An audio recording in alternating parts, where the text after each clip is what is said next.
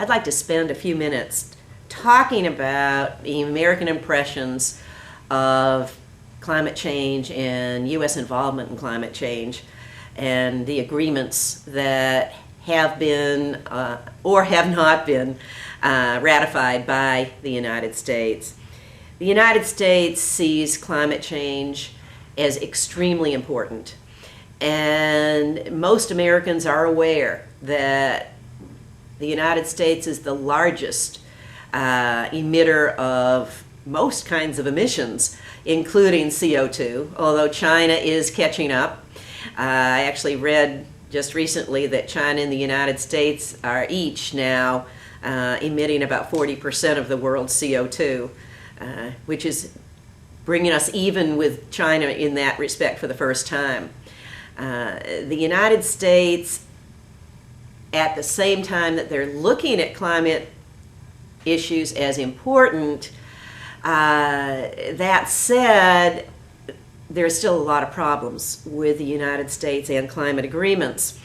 And the question comes at a time when we're looking at how important are climate agreements, what is the actual issue related to climate agreements, and this is an extremely important time to be talking about that because in December the next climate agreement issues and hopefully signing of the next agreement will be done in Copenhagen in December of 2009.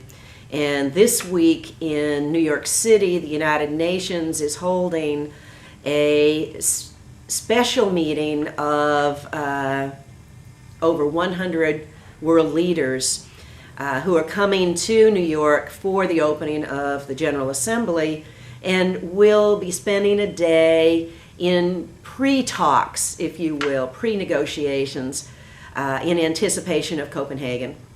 It is hoped that because so many world leaders are meeting, that many of them will bring their ideas and their suggestions to New York and will begin to share some of their opinions and to hopefully help toward negotiations in December in Copenhagen.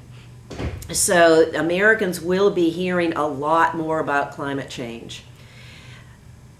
As with so many issues with Americans, we tend not to pay attention to things unless it's put right in our face right now. We don't have long memories. We like to go work ahead. We're very optimistic. And there is still a good-sized segment of people in the United States who do not believe in climate change. So it makes it an issue that can be a bit contentious. And it becomes issues that very much go into the political realm. And Americans are very tied to the use of gasoline and petroleum. And they very much do not want to change the way their lifestyle already is. And that is being done for them right now. Because what we have in the United States right now, as the rest of the world is experiencing, is a major financial crisis.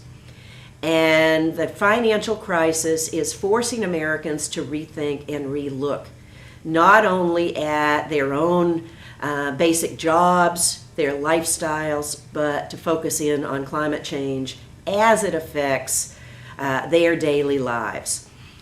And what we're seeing is a transition, and I'm not sure right now how much of that transition is because of global climate change and how much is it because of the economic decline.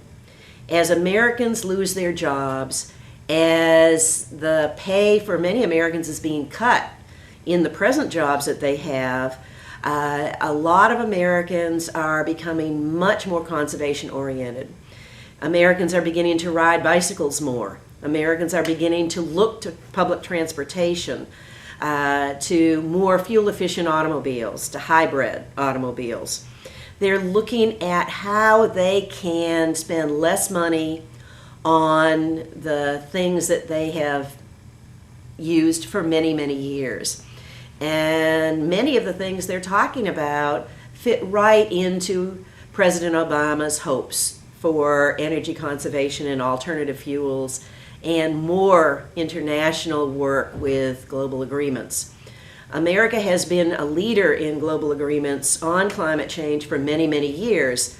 It really works hard to be at international conventions, international climate control conferences, and negotiations. That doesn't mean that Americans are a leader in signing those agreements. The Kyoto Accords is a good example where the United States took an active part in the accords but did not sign them for a number of reasons. And with the Kyoto agreements and so many others, what we see is a couple of things. Special interest groups among many, many areas of the country, oil and gas producers being heavily involved, and others also that are protecting their position in the industrial complex.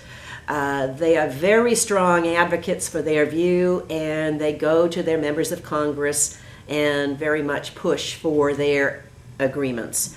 And alternative fuels have not had that strong lobbies in Congress. And so you have the industrial producers who have very strong opinions and very much influence our political agenda. And then we have Congress itself, and the Senate tends to be very slow at ratifying agreements. It's a slow process. I already mentioned the lobbyists, but you also have the public. And the public is very much swayed by the media. And there are certain clusters of people within our society who have very strong opinions, and they will share those opinions with their congressmen and senators. And the congressmen and senators rely on the votes of the people to be reelected. And what we find is that some agreements and some changes in our society are held back because of this. And the hope is that in the new administration, and of course the Bush administration also very much was for many of the climate change agreements. So it's not one administration or another. It's all administrations are running into or have run into a lot of issues. And the Obama administration is no different. But President Obama has made it very clear that climate change and agreements on climate change and control of emissions and so forth is very much in his agenda. And the American people, to the most part, support the new president's initiatives. As he becomes more familiar to the American people, as the politics and the newness wears off, it'll be interesting to see what happens with the American attitudes toward climate change. A 2008 Gallup survey showed that there's been little change in Americans' attitudes toward climate change and global warming. But again, with the new administration, hopefully that will change. One of the things that we do see is that from state to state we have variations on laws. And the United States has some pretty strict climate laws, emission laws, California being the most strict, and other states having very minimal laws that surround emissions. So I think that as we move along, we're going to see more and more attitude change, but as I mentioned earlier, I'm not sure whether that's because of the economic downturn and Americans trying to conserve in general, or because of a real attitude toward global climate change. In talking with farmers around the United States, they notice the global change, the climate change. The crops are coming in at different times, the weather patterns are changing. We see animals moving into different areas of the country that have not been there before. Different species moving up from the south as the climate change increases. Whether many Americans have noticed that or not is still kind of for speculation. They talk about it a little bit, but whether that is truly seeing it or not, I'm not sure. But once the American people do get on board with the need for climate change and climate change agreements, then the political realities of negotiation and ratifying agreements, I think, will increase radically.